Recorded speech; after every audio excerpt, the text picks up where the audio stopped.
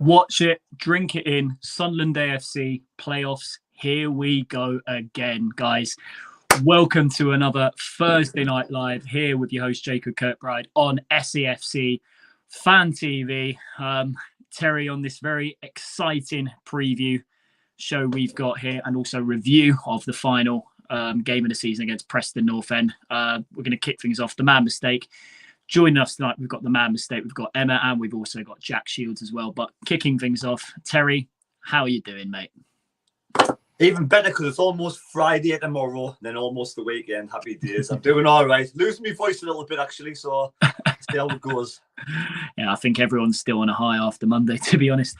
Emma, thank you for joining us tonight. How are you doing today? Yeah, not bad. A bit of a busy day at work. Been out for a couple of pints, but, you know, it's all good. Ready to talk about Sunderland and the potential of Wembley again. Don't jinx it. Honestly, don't jinx it. Only time will tell.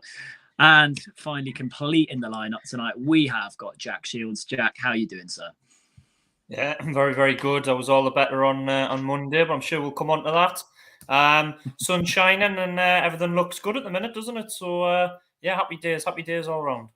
Yeah, everything's rosy at the minute, all smiles in our workplaces right now. Everyone's just looking forward to that big game against Luton Town at the weekend. Guys, also the live chat is open tonight if you want to put forward any questions on there. At the moment, we have got Las Palmas Mackham, evening lads, FTM, David Walker, hi lads, can't wait for Saturday at a sold out Stadium of Light. Jimmy, evening all. David Joblin, good evening all. David Miller, hello from Staffordshire, looking forward to this. What a performance against Preston, and God bless Berriton Diaz. We're going to go through how that whole day just unfolded, really, with the first whistle, and also obviously keeping up to date with what was going on in the Millwall Blackburn and also the Borough Coventry game as well. And obviously the realisation that we are just about made playoffs when the final whistle went on Monday. But guys, also don't forget to like, share and subscribe to our channel, SAFC Fan TV. 100 like target as it is every Thursday. If you could please hit the thumbs up button, it'll be very much appreciated. So we are going to kick things off. Guys, we're in the playoffs. I literally cannot believe it. Did we ever think that would be the case a few weeks back? Who wants to throw it in the Emma? I can tell you shaking your head there. We'll kick things off with you.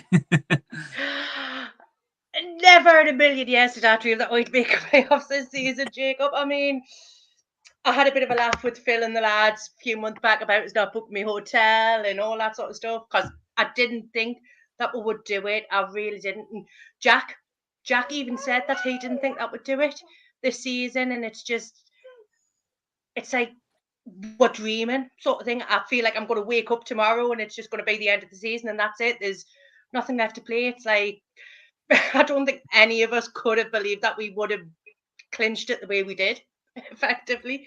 A roller coaster of emotions of a season. Being a Sunderland fan, that's what it's all about. Jack, would you say you're as shell-shocked as what Emma is right now?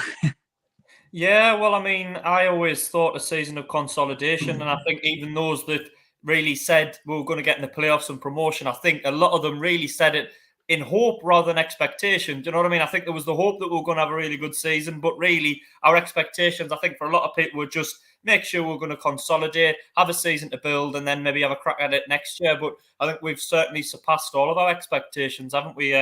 Particularly second half of the season, we've really picked up consistency.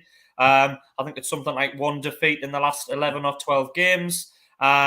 Winning away from home, not playing brilliantly at home, nicking the odd win, but certainly being hard to beat. And yeah, we've managed to do it, snuck in through the back door. It's normally us on the other side of it, and I thought it would be that way. I said a couple of weeks ago I thought we would win at Preston, but I thought Millwall would actually beat Blackburn, and that looked like it was going to happen for a while, didn't it? They were 3-1 up, and thankfully it went our way. But yeah, I'm shocked because I just thought we're a good team, but I didn't think we were quite good enough to breach the playoffs. But it's been pleasant, and I'll hold my hands up and say I was wrong. I got it wrong, but it's nice to be wrong. And finally, over to you, Terry. Terry, does this prove that we shouldn't write off this Sunderland AFC side at all? You know, what sort of achievements can they silence the critics with and go out and achieve this season? Well, like I said, I mean, at the start of the season, I was like, I predicted 12th in the league, and a lot of people were just hoping to avoid the relegation battle, and we did that pretty comfortably. We never looked like we were going to go down at any point in the season, and even though we had like a string of massive injuries throughout the whole of the season, the people who have come in, the lads that have come in, Tony Mowbray and the coaches, have got them playing really good football, got them up to scratch. You know, you got like a lot of people who came in the January window, like Smishud and a few others, but they've getting them up to standard. And Ekwa over the last few weeks has suddenly improved again, got him up to standard, and he seems to be a really good asset of the team. And I did predict, tongue in cheek, a good few weeks ago when Phillie was hosting a show that was a Sunderland Middlesbrough final.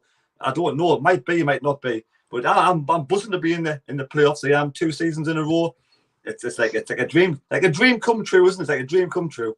Yeah, it's just all sun shining, all positivity right now. And on the 50th year of that iconic team winning the FA Cup, beating Leeds in 73, it's just something, is happening right now. There is a light at the end of the tunnel for this club, whether we do it or not this year. There's just something about this side that replicate, the desire and determination from that team we had 50 years ago, and it's just absolutely delightful to see.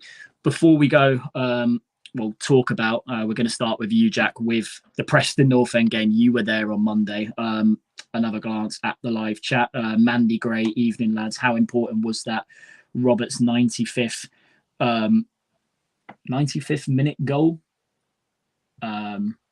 against Watford? Oh, of course. In the final home league game of the season. Ben Hansen. Emma, you might laugh at this one. Can you tell Emma to stop shouting? I'm trying to keep it for 3 a.m. work start. That's because he had been on my laptop, locked us out my emails. He's lost my headphones, just nothing was working, so it's all his fault. More comments. Mikey Mac, evening everyone. How could I forget that Roberts goal? That's probably been the most valuable goal we'll get, and that point as just about secured that place, that last minute goal that Roberts scored, that bender into the top corner. How could I forget that? Honestly, slapped me. David Walker, let us sleep, Ben man. Obviously the man mistake. Hello all. Scrolling down, Harry Jackman has put a comment regarding tickets for Saturday's game. I tried to get tickets for the game, didn't get any because the website kept glitching. I know a few people had problems with that today, kicking me out of the site. Absolutely gutted. Hopefully you get sorted for the weekend. Harry, mate. CONRAD Lee, evening all. Our fantastic editor behind the scenes at SAFC Fan TV. Can't believe we made it. No fear, no fear at all going into Luton, and well, he's optimistic. He's got a lot of confidence here. He believes we're going to the final. So CONRAD said it first. I believe personally we're going to do it, but only time will tell. As I say on every show, keep the faith. So Jack, we'll come to you. You were at Preston on Monday. Talk to me about just the atmosphere of how the day unfolded, not just the game itself, but because obviously we needed results elsewhere. Was there people in and around you, having the Millwall game on their phones? Was there people just constantly looking up and down, checking scores elsewhere? And obviously, how were they able to cope with what was a fantastic performance from the team, but also concentrate on what was going on elsewhere? Yeah, well, I mean, first 15, 20 minutes was, we didn't start that well. I thought we were a little bit, not nervous, but I thought Preston had obviously come out and they had nothing to lose, really, did they? Their chance had gone, and they were, they give us 1 or 2 early hiccups. They had a chance early on, which they put wide, but then we really sort of got a foothold in the game, and after that, there was only really, I thought, going to be one winner. We went into half-time 0-0, but I always think this Sunderland team plays better in the second half, particularly with a bit of a kick up the backside, which I thought Tony Mowbray would give them, because we were okay in the first half. We were on top, but we weren't really creating enough chances. And then, we went from one extreme to the other. Suddenly, within sort of 10 or 15 minutes of the second half, we find ourselves 2-0 up.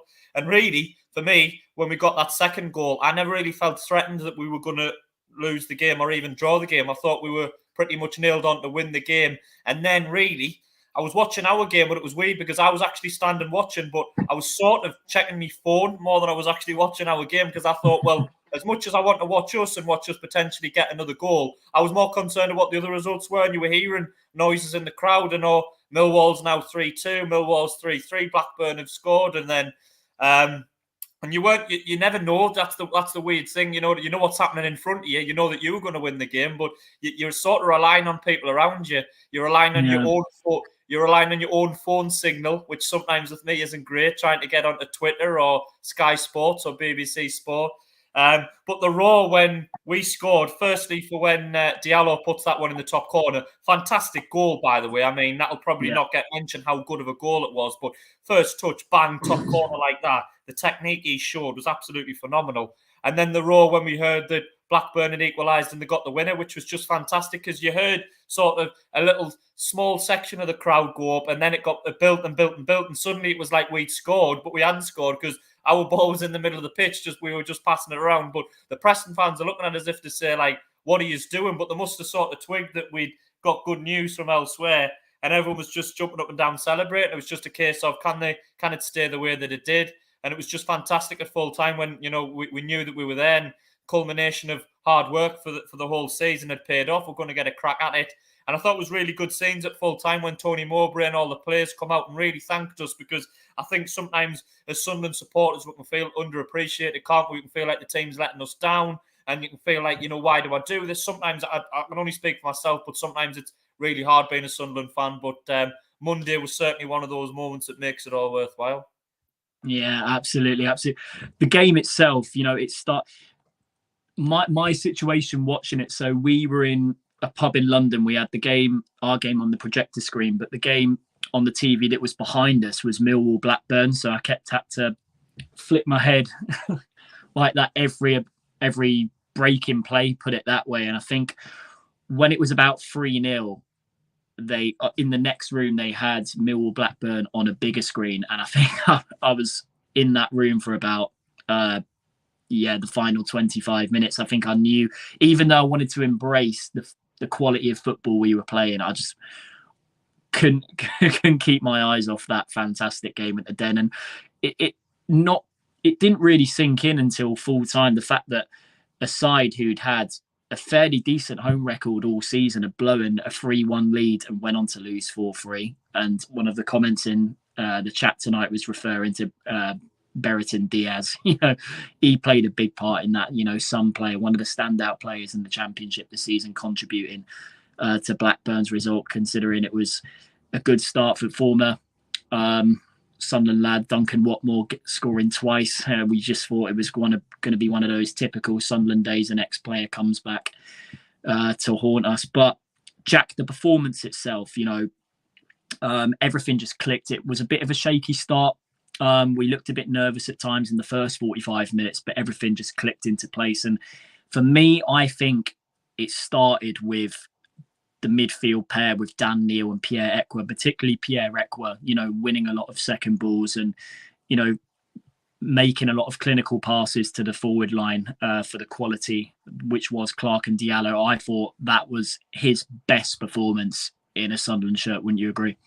Yeah, by a mile. I thought he was one of our, if not our best player on the pitch. I mean, you're going to look at you more with the Sunderland team, the way that we play with our attacking players. You're always going to look at the likes of Ahmad Diallo, Jack Clark, Patrick Roberts, Alex Pritchard, Dan Neil, the more technical footballers. But I thought Pierre was absolutely fantastic. I thought he got us going with winning the ball, tackles. He was carrying it. He was playing it forward. He did a really good little turn and slipped someone in. I think, was it Gelhardt he slipped in the first half, I think. Unfortunately, it didn't. I think he hit it straight at the keeper. I was shouting at him to go around the keeper because I think if he took another touch and gone around the keeper, he slots it in and gets the first goal. But no, I thought it was really, really good. And I think someone who I saw sections of our fan base writing him off a little bit when I think it was Norwich earlier on. He played a few weeks ago when he looked slightly off the pace, and our fans are saying he's terrible. And I thought he would be a good complementary player for Dan Neil. And I think he's got attributes that Dan Neil doesn't have. And I agree with you, Jacob. I thought he was fantastic. And someone who probably go under the radar a little bit because he's not a technical player scoring goals or making assists or getting in the end of things, but he did a really, really good job, and it was a real strong sort of linchpin in the middle for us. And a lot of the attacks actually came through him and was started by him. Terry, before we come to you on Monday's performance, more comments to read out on the live chat. David Walker, so proud of the team no matter what happens. It's been an amazing season with all the injuries we've had. Mackham, POV, we've been lucky so far getting to 6th. Let's hope our luck holds out. And Kyle Don has joined us tonight, another fantastic Sunderland AFC YouTuber. Great vlogs. Go and check out his channel, by the way. Yes, lads, 3-0 win this Saturday. We hope we're all as optimistic as you, Kyle, mate. And Jeff, good evening all. And Craig Tupling, as long as we don't lose in the first leg, I think we'll go through to the final. Terry, what probably I would say it was the best attacking display in a 45 minutes we've seen from this extremely talented side this season. But how did you see the performance pan out overall, considering obviously it must have been hard for the players, to shrug off their nerves and also put in a performance, but also not worry about what was going on elsewhere, and it all just seemed to click into place the second half. But I think it was the away fans, the passionate away fans we had at Deepdale that motivated the players, to just want more goals at the other end, considering they were hearing from our reactions, news going on elsewhere.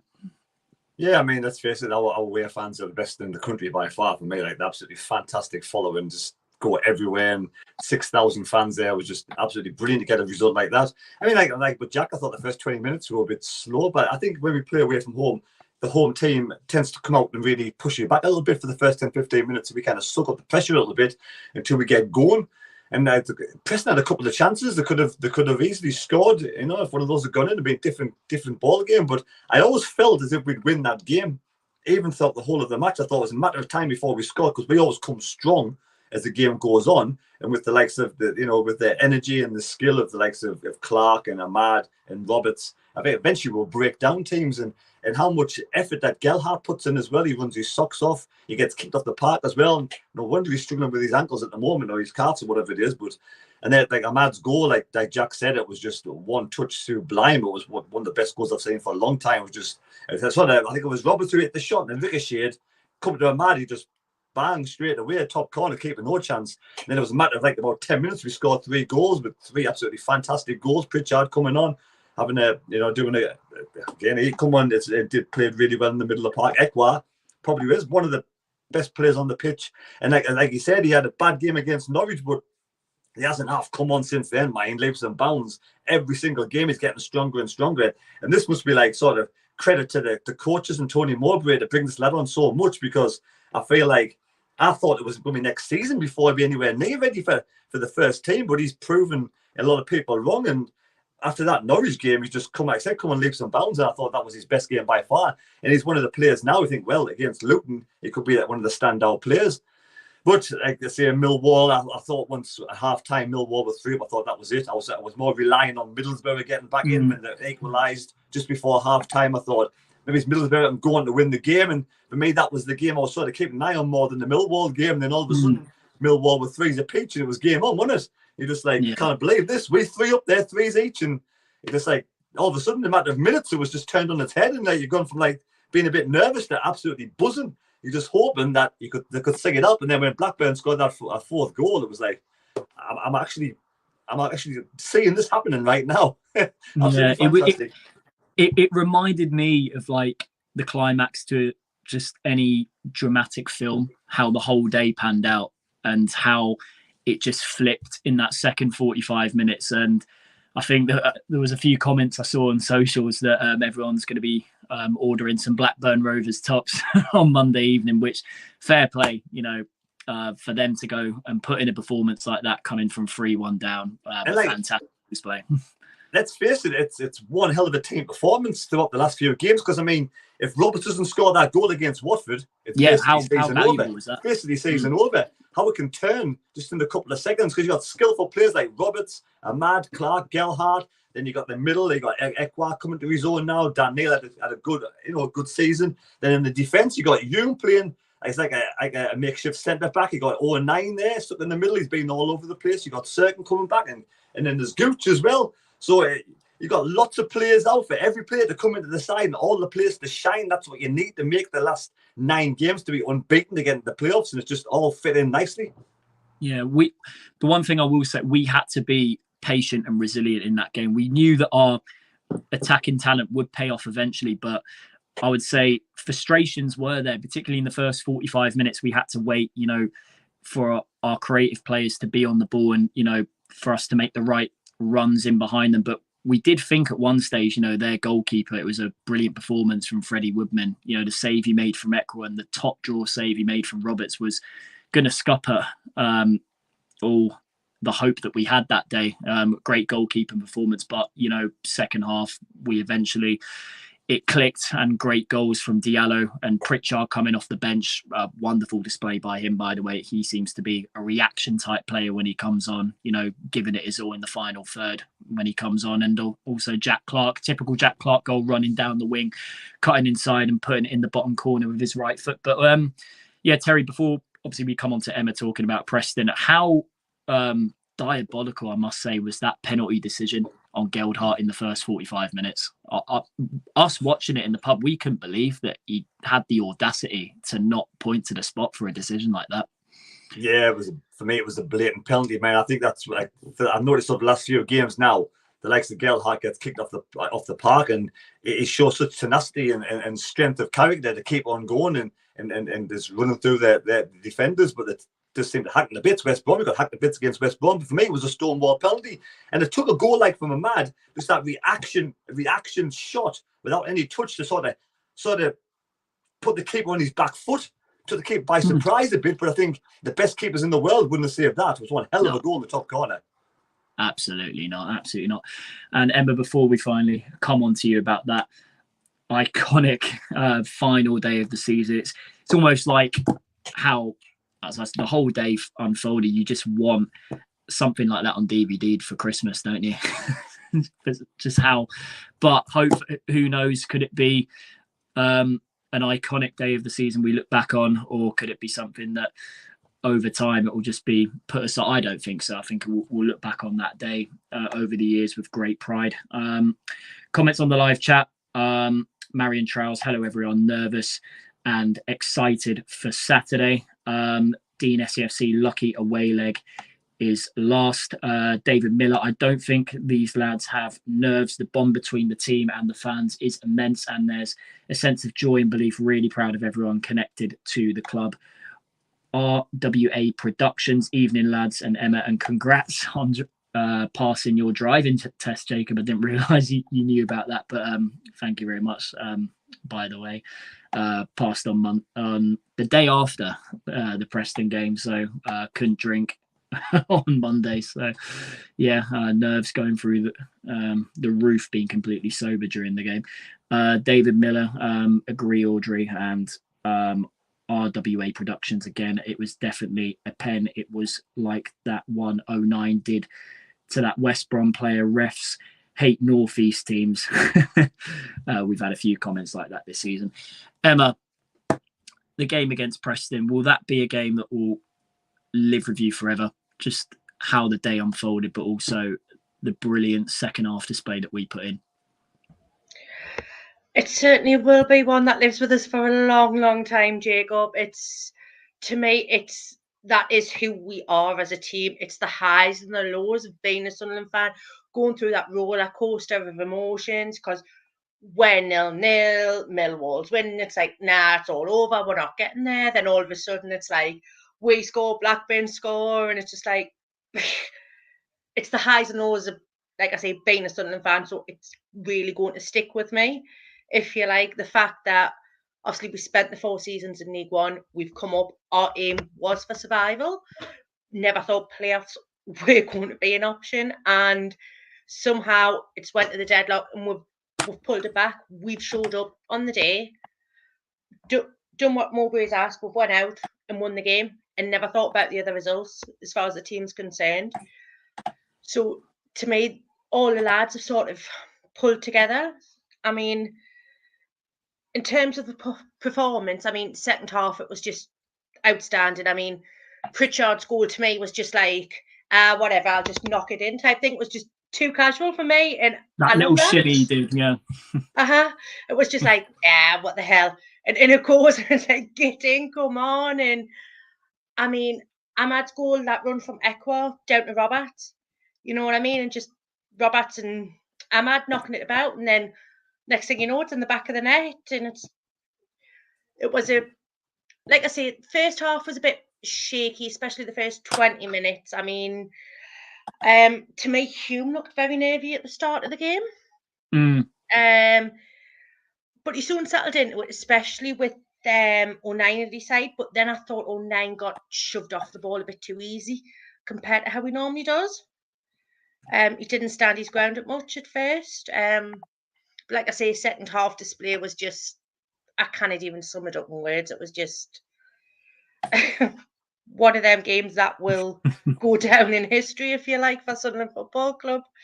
And my concern, I mean, Ekwah, as we've touched on, he looked really confident. He's getting better and better. And as Terry said, whatever them coaches are doing with him, it's really paying off. I haven't been a fan of him. I'm thinking, he's not ready for the first team. But to me, I can't really see him not starting on Saturday.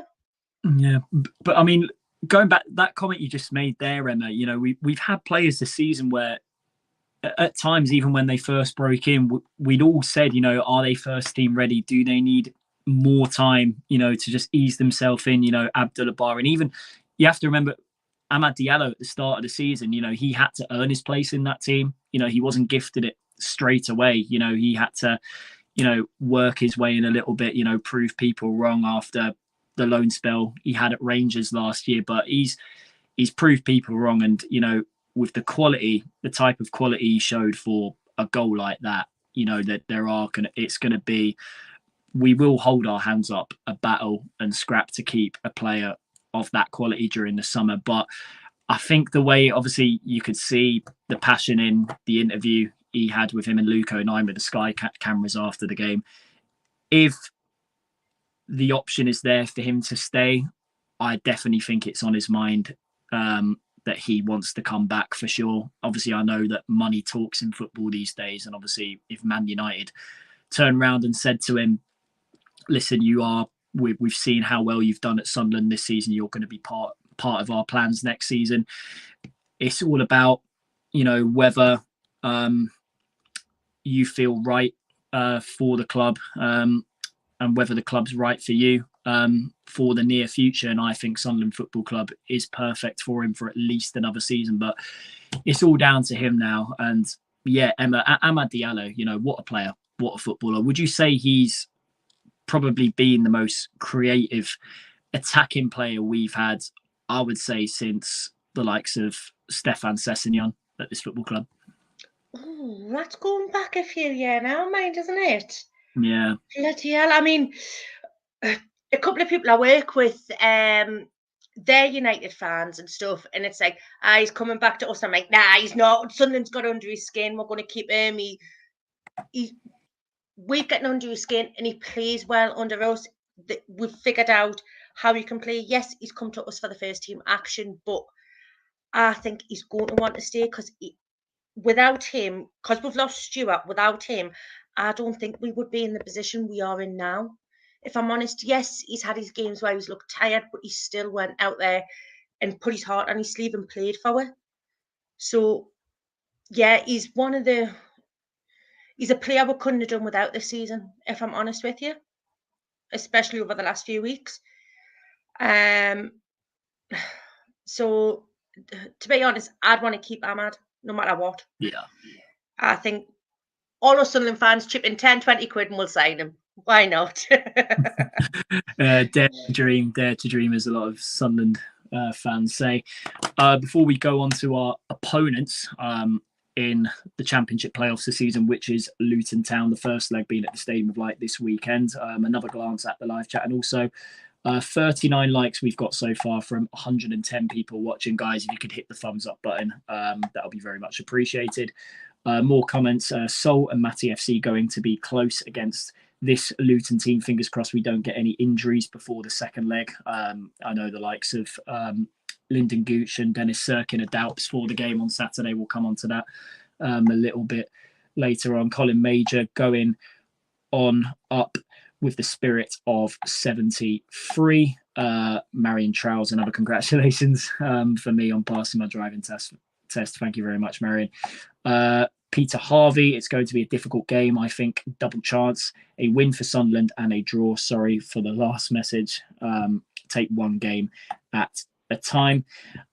Mickey Mack, up the iconic Sunderland song, we're on our way to the Premier League, we're on our way. How we get there, I don't know. How we get there, I don't care. All I know, Sunderland's on our way.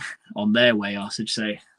So, Luton Town on Saturday, huge game. We've just heard on the club's Twitter page this afternoon that the game is going to be a sellout.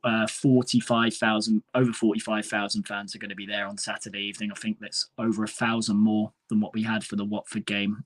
Absolutely tremendous support, and it'll be interesting to see obviously what display the 73 group are going to put together. Obviously, we had the Cat Eyes in the East Stand last season. I think there's rumours knocking about that we won't be able to do that this year, but whatever flag display or banners they put together, we know it's going to be absolutely magnificent.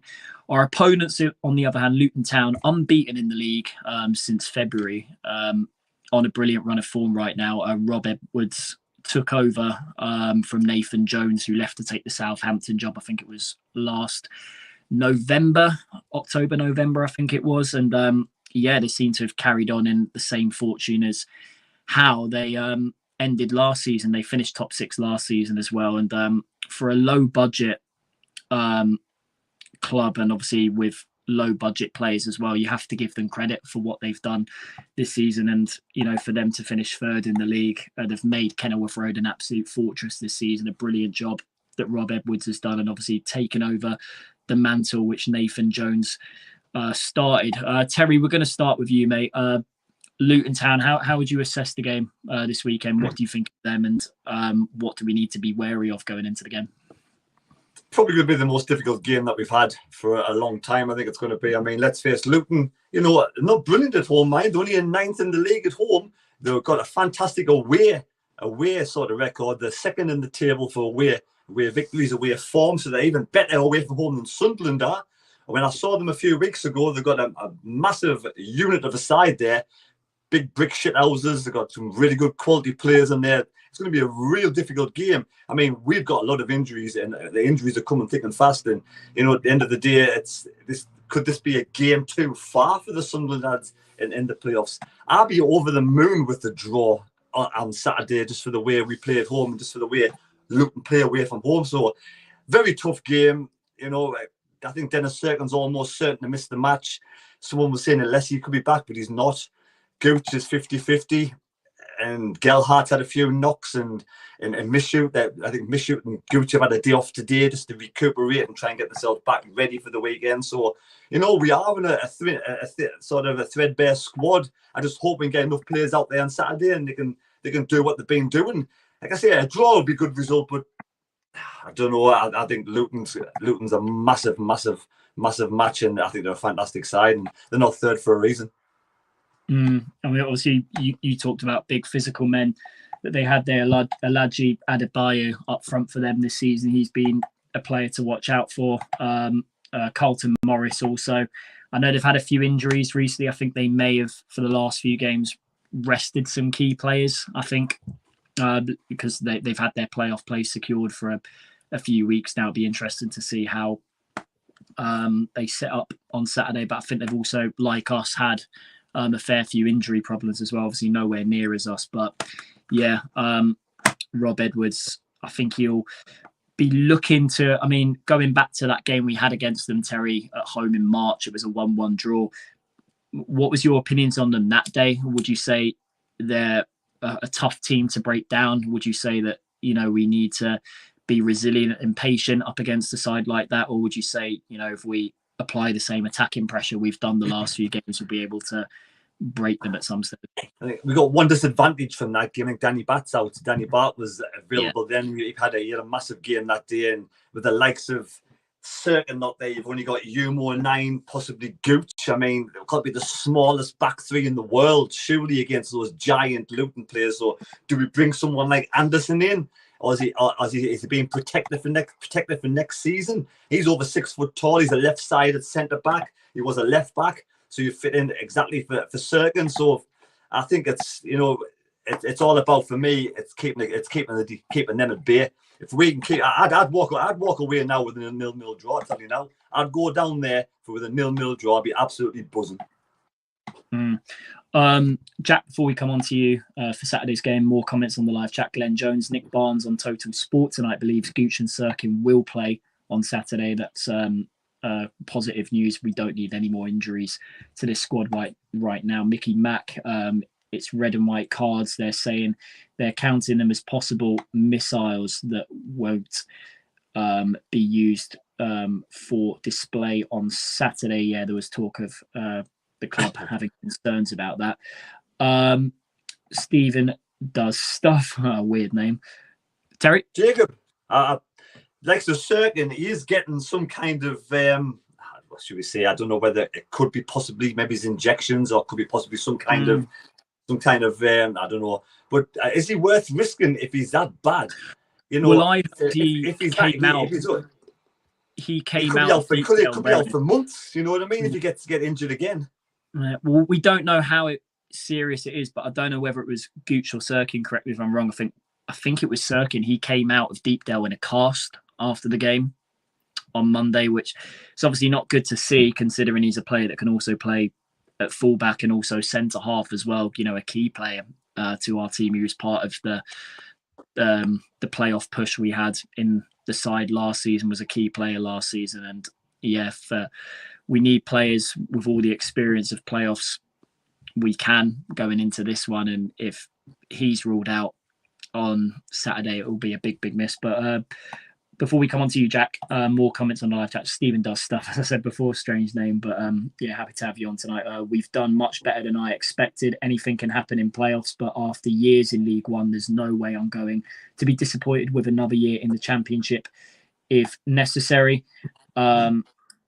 Colin Major, Terry, the bigger they are, the harder they fall. I guess he's referring to Luton Town. Let's just play the ball on the ground, won't we? Kick the ball on the ground. Yeah, stick to what we know, and eventually it will pay off. I have every confidence in the world that will happen. Ian Barron, good luck with the playoffs from a Darlington FC fan. Up the Mackhams, nice for you to join us tonight, mate. Jack, Luton Town, what's been your thoughts on them, of how well they've done this season, considering they managed to finish in the playoffs last season, and what sort of game are you expecting on Saturday evening?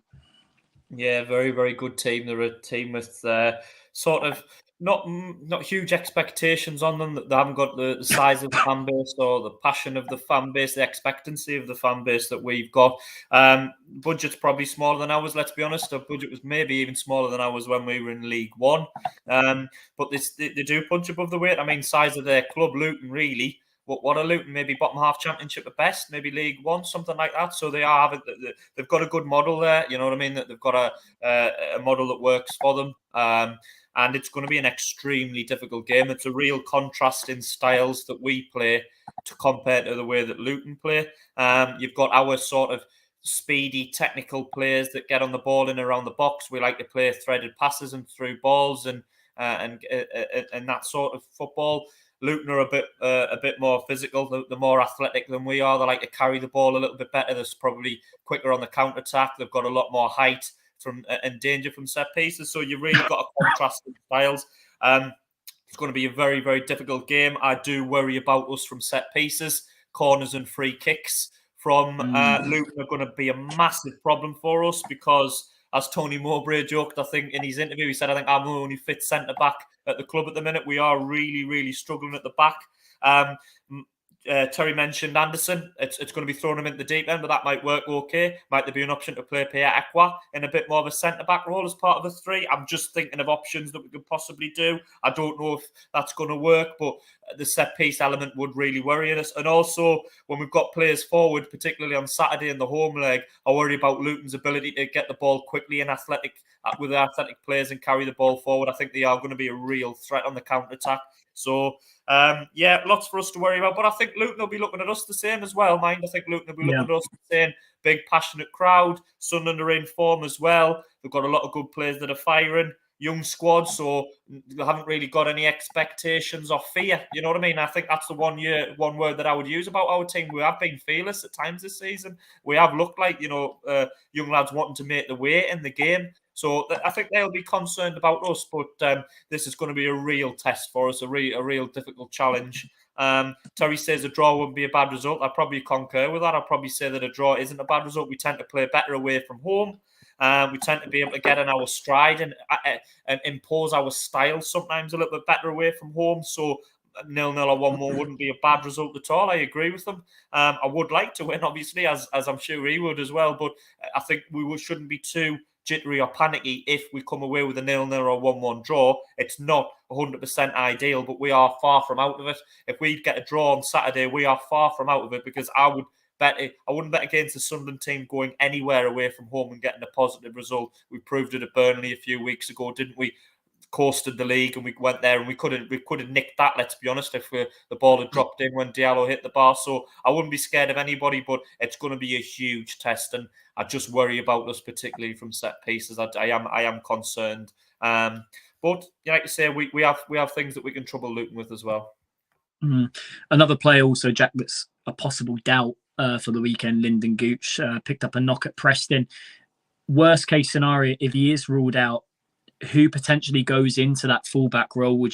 I know Dan Neil has played, I think he's played left back before, and I think Trey Hume could potentially play on both sides. I'm not so sure about that, but to have a player ruled out like Gooch would be another huge blow, considering he can play on both left back and right back, and also as a wing back if we tweak the formation a bit. But yeah, if obviously the latest injury concern obviously is with Dennis Cirkin and Lyndon Gooch, there was talk of potentially that Ballard was looking to be fit for these games, but I think Mowbray confirmed in his presser he's ruled out completely today. But worst case scenario, Cirkin and Gooch, if they are not fit enough to play, what do you think Tony will do? Would he look to, obviously bring the likes of Anderson into the side, or potentially look at putting in players in certain positions where they've played before but they haven't played for a fair while? Well, you're going to be struggling, aren't you? Because normally you'd say play Hume there and put Cirkin at left back, but if Cirkin's out as well, you really are really struggling. You could argue Luke O'Nien would be the next choice, but then if you play Luke O'Nien right back, you can't play him centre back, and we've got struggle at centre back. Who's going to partner Anderson alongside him? So I'm really not sure. Dan Neil at right back, if he plays that way, you're going to lose his passing ability in the middle. You're going to lose his possession ability to pick the ball up at any angle and get the attacks going like he does. I'm not entirely certain. If one of them's out, if it's either Cirkin or Gooch, then you might be able to manage. But if both of them are out, we're really struggling. We are really massively down to the bare bones. I don't really know. Terry will probably no doubt have a whiteboard in the next sort of 5 to 10 minutes. But if one of them's injured, we might be able to get by. But if two of them are injured, we are struggling. I don't know where you'd go. Possibly Dan Neil, possibly Luke O'Nien, and then Anderson at centre back. But then who would you play alongside Anderson if Luke O'Nien's at right back? I'm not sure. It's going to be difficult. Emma, before we come on to you, quick glance. 113 people watching, 55 likes. If we could get to 100 tonight, that would be very grateful. Hit the thumbs up button below. Be very much appreciated. Comments on the live chat. Lucifer, if the injury news is true, what we hear about Cirkin and Lyndon Gooch, 3-4-3 formation, Hume, O'Nien and Anderson at the back. Peter Harvey, Sunderland play better away than at home. Sunderland's young warriors are doing us proud. Just look at the Watford home game again. The Sunderland team injuries are too many to count. Believe in miracles. RWA Productions, Dan Ballard, Adji Alessi are both ruled out for the playoffs. Lucifer, whatever happens out of League One for me. That was pure hell. We can all certainly agree with that one, mate. Emma, Luton Town on Saturday. What are your thoughts and feelings going into this one?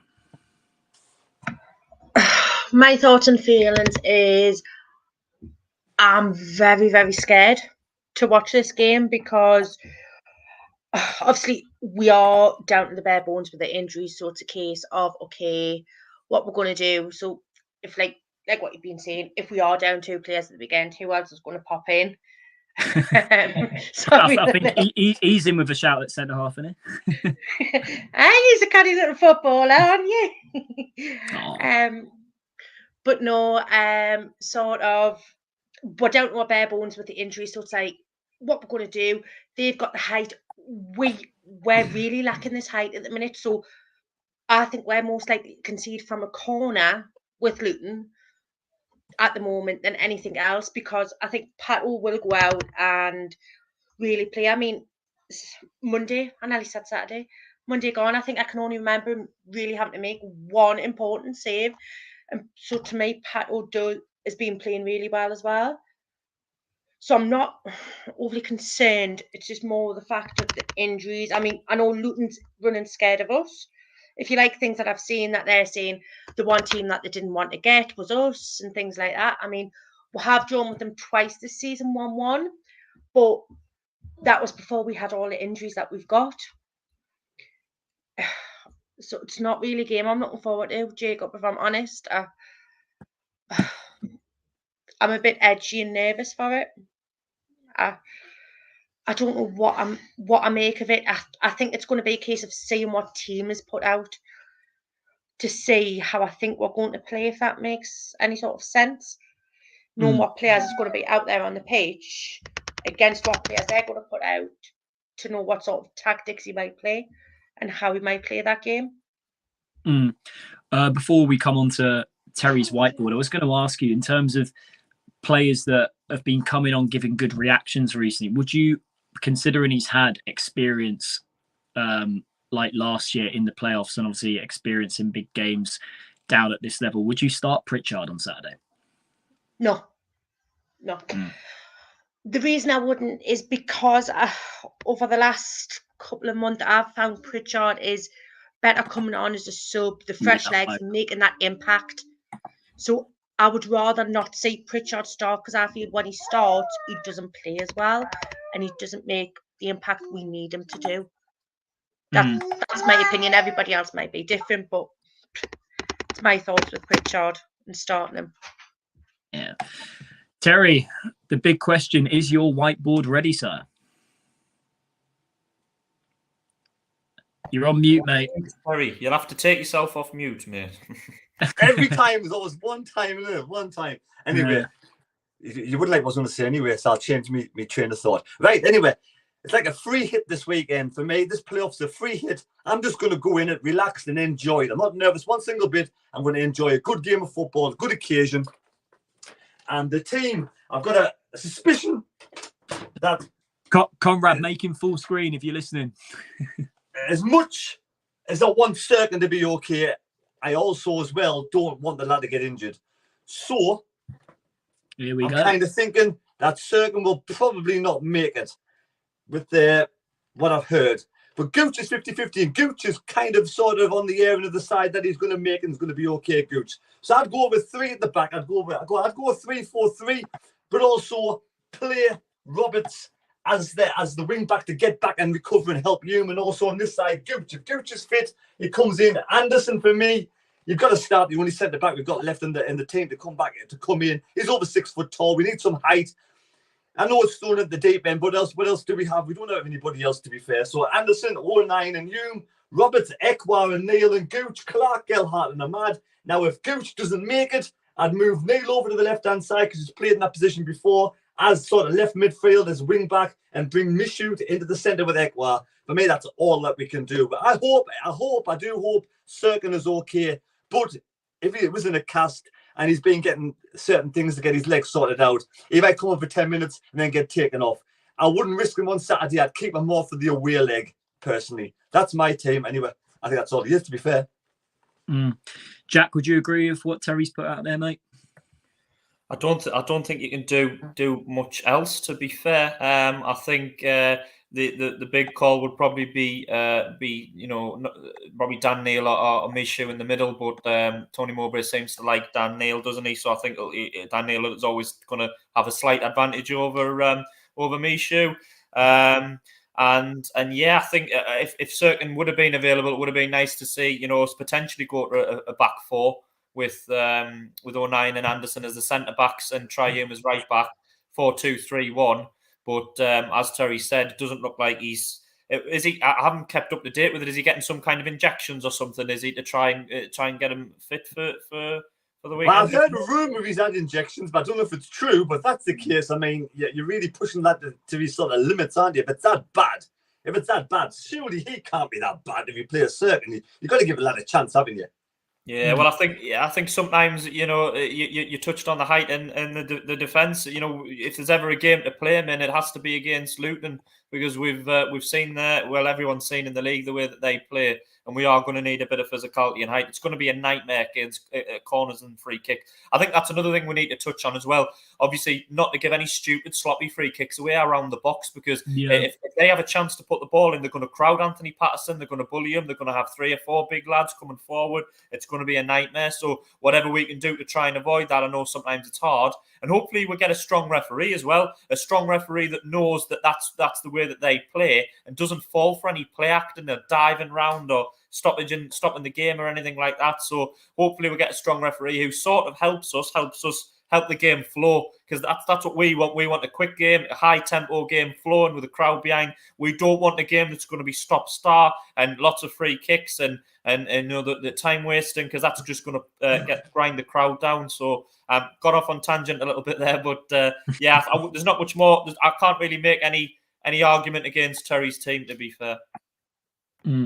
Emma, before we come to you, another glance, 125 watching, 73 likes, lucky number.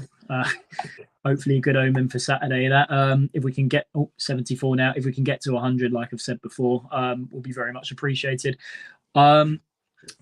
Lucifer comments on the live chat, lads, with their height, I don't think we'll do it. They'll use our weaknesses. Been following football enough to know the crack. Well, hopefully you're wrong, Lucifer. Mickey Mac, well done, guys. 50 minutes into the show and I've heard no one swear. Who's normally the guilty participant for that? Emma, who did you say there? Terry. It's normally Terry. Yeah, look, he's supping his tea. He definitely knows it's him. Stephen does stuff. I'm not nervous about Luton on Saturday. I'm nervous about next season playing Man City, Arsenal, and also he's included the Mags as well. We have to. Let's just get through these 2 legs first of all. Take one game at a time. Referee Jan Fonte, Ahmad Diallo, a goal in the first leg from him. The casual observer, it's going to be like playing against the Harlem Globetrotters. I think he's referring to the game on Saturday. Interesting comment that there. Emma, tactics-wise, Tony Mowbray, obviously, like what Jack and Terry have just said, he doesn't really have a lot to work with considering the injuries we've had. Obviously, the latest being Lyndon Gooch and obviously Dennis Cirkin. We don't know if they're fully out for the weekend, but I think going by what we've heard, it looks like Cirkin's the most likely to be out for that game. In terms of what he was producing or what he's got on his screen there with his tactics board, would you say that's the best option that we've got right now? To be honest, Jacob, I can't see any other way than what Terry said. I can't think of anybody else that could potentially come in at the back, as well as we're still having a midfielder. Because if you sort of put Neil towards the back, you're then taking that out of the midfield, and I think we need to be stronger in the midfield, so then we can break them down and then make the runs and attack. So I can't say any other way than what Terry's thought of, to be honest. And if I'm honest, I forgot about Mishu coming in. He could, like Terry says, potentially come in for Gooch. But personally, I think if Gooch is about a 70-80, he'll play no matter what. He'll just take some take some painkillers and he'll be on the pitch. He's one of us. He's got experience in these games, hasn't he? Like last year. Yeah. A few of them have on that pitch, to be fair. So like the likes of Daniel, he's red and white through and through. He knows what it means to us. O'Neill does, Gooch does, Preston does, even Hume, to be fair. I think Hume understands what we're all about now. So, but like you say, what Terry said, I can't think of anything else to go with in potentially subs. I'd definitely have Pritchard as a sub. Would go Bar, but whether Bar would make any sort of impact, I don't know. With Abdullah Bar, right, I think he's the right sort of player to bring on if you're leading. He does like to commit himself, win those second balls, but then again, he has got capability to link with the attacking line as well, like that Norwich game we saw, his iconic performance. Obviously, him getting on the score sheet that day. Terry, you wanting him? Yeah, that's one thing. I think Bar's sort of got more potential for next season. I still think he looks a bit raw, Bar, at the moment. I think he's one out of all the players we brought in who still looks like he could do with him. Maybe it's another season, maybe it's next season. But I think we got to be realistic. Be realistic. You know, Luton are the second best away team in the Championship apart from Burnley. So if we can hold them to a draw, and then go down to there, they are only the ninth best at home, where we're the sixth best away. So we don't want to get too far behind in the first leg. If we can come away with a draw, I think it's a cracking result. And we're going to go on to some score predictions now for the playoff first leg on Saturday. Terry, we'll start with you, mate. Your score and who's going to get the goals, mate? The last four times we played against Luton, it's been a 1-1 draw. So I'm going with the stats. I'm going to go 1-1, and I'm going to say Ahmad to get the goal. Will we score first or will we fall behind? Well, let's just face it. The last time we played away against Preston, we had our top assist, who got a goal and had an assist, and our top goal scorer scored. So I think we'll probably get in front this one. Get in front, then Luton will pin us back and get an equaliser. Jack, on to you, mate. Score for Saturday and who's getting on the score sheet?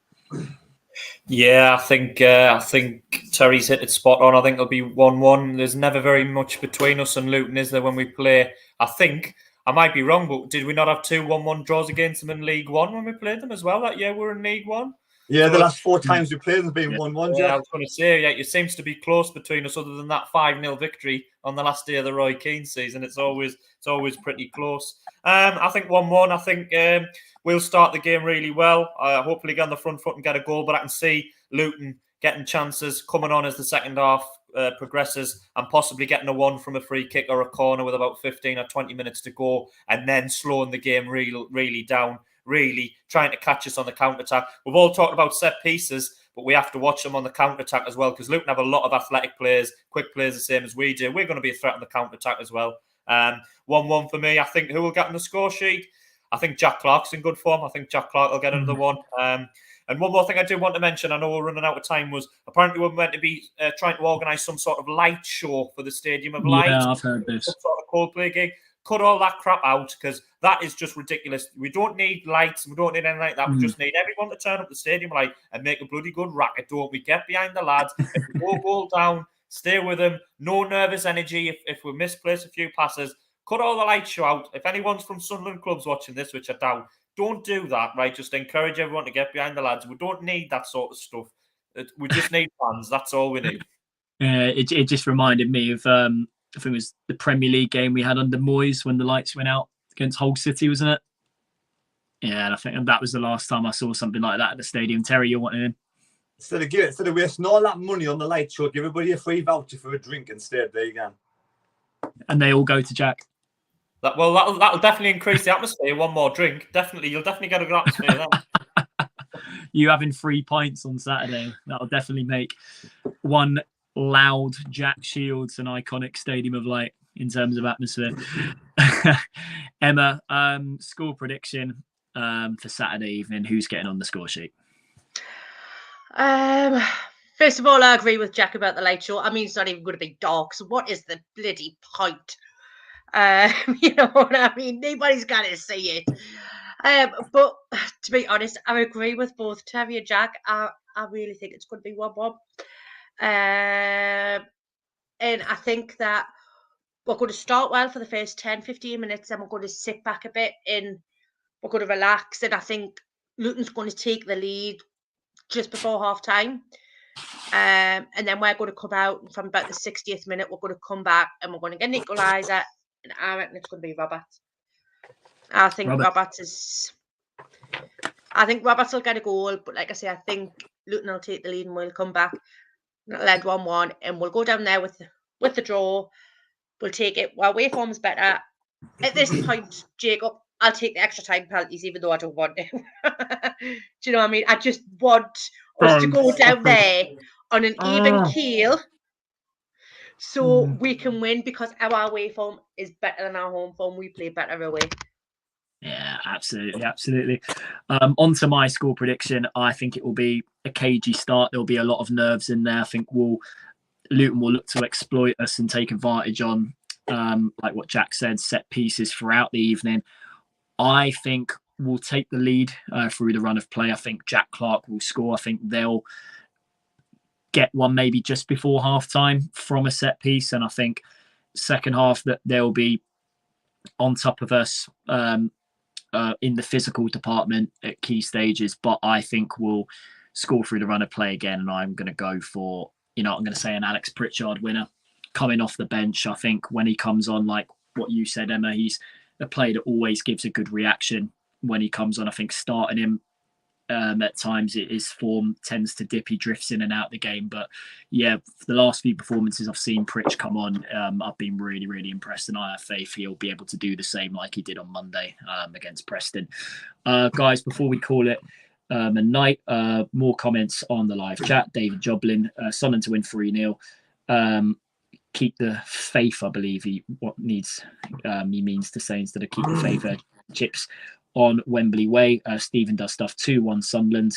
SAFC XL Mackham 3-1 Sunderland on Saturday, then 2-0 at Kenilworth Road in the away leg.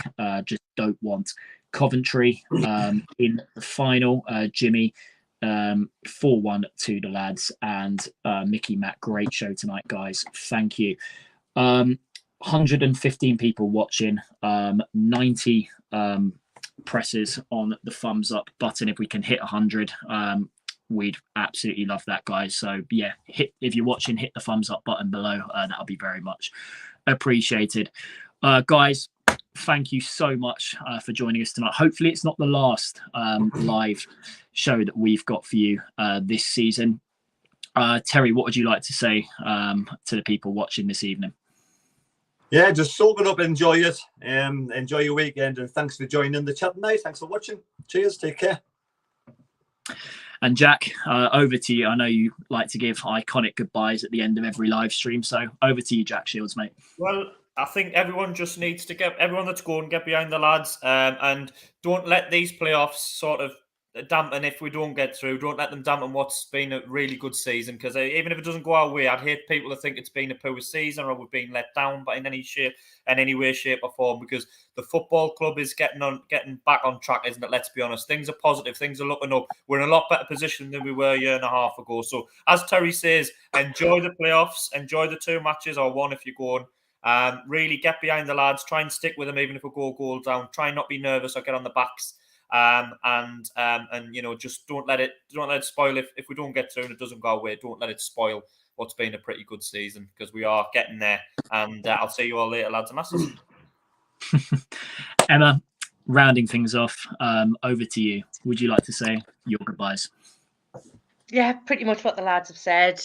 Let's get behind the lads. Let's enjoy it no matter what. We're Sunderland through and through. Come on! Let's do it. We can do it. And I'll see you all later. Have fun this Saturday. Make sure them singing voices are in good order. Thank you very much, Emma. Guys, thank you so much for joining us on tonight's Thursday Night Live on SAFC Fan TV. Don't forget to like, share and subscribe. And as I always say, keep the faith and bring on Luton Town in the first leg of the Championship playoffs this Saturday at the Stadium of Light. Come on.